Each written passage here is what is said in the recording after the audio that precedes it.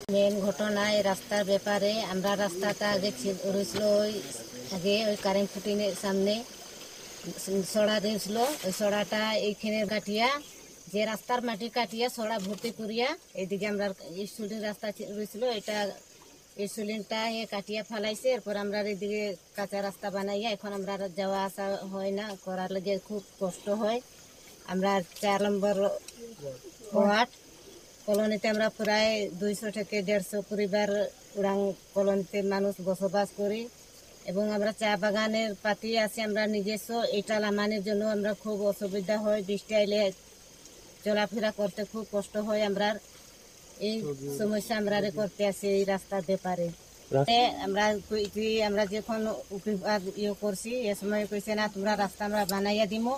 এটাও আমরা কইছি যে আমরা তুমি যে এরকম রাস্তাটা কাটিয়ে দিছেন যে আমরা কারেন্ট খুঁটিও তো পড়িয়া যাইব, এটাও তো পড়ার সমস্যা হয়ে গেছে, এটাও কইছি। তখন কইছে আমরা যে কারেন্ট ডিপার্টমেন্টে আমি 10,000 টাকা আমি অ্যাডভান্স দিয়া দিছি, এটা কয়দিন পরে বৃষ্টি ছাড়লে ইয়া তারা ঠিক করিয়া দিব। কিন্তু কাজ পর্যন্ত কারেন্ট খুঁটিও ছড়াইয়া দিছে না, অথচ রাস্তাও বানাইয়া দিছে না।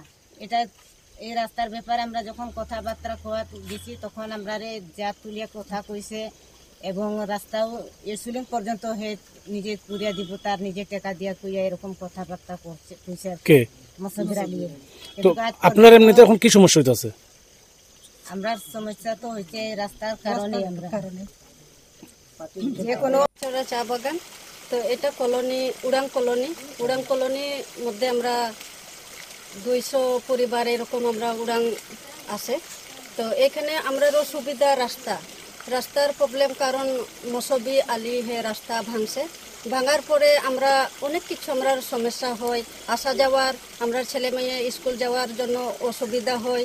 আর গাড়ি বা রুগী বেমার হইলে এরকম আমরা তো গাড়ি আর উপরে দিকে যাই না, রাস্তা ভাঙা দিকে আমরা রুগী আনতেও আমরা মানে কষ্ট হয়। আর এরকম প্রবলেমে আমরা এখানে উড়াং আসি, কারণ মসবি তো কথা দিয়েছিলেন কিন্তু এখনো পর্যন্ত রাস্তা ঠিক করেনি।